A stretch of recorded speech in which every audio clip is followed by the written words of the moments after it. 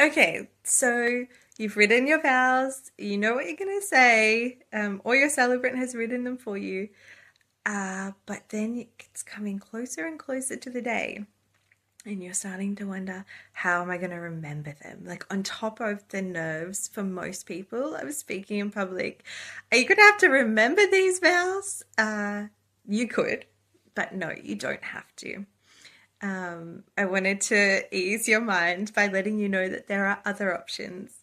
One of the most common options is that the celebrant reads you maybe a line and then you repeat it.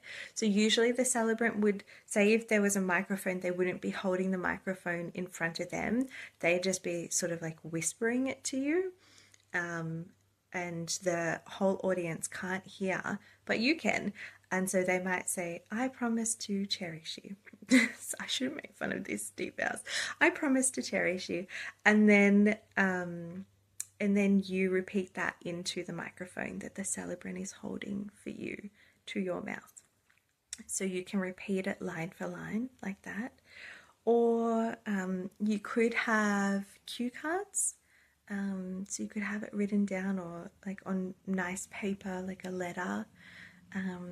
I've also seen these beautiful books now that can be made. So you could have like a wooden little book made, and it will say your name and the vows. So Kiara's vows, and you open it up, and from this beautiful book, you're sharing your heartfelt vows with your partner, and the photographers are capturing you sharing from these beautiful books. So you can probably find those on Etsy. So just give a Google search if that's something that you're looking for. I'm sure you could find it by saying like wooden wedding vow book or something like that.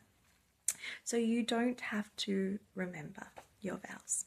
On top of the nerves of being up the front, you just don't want to add anything else onto it.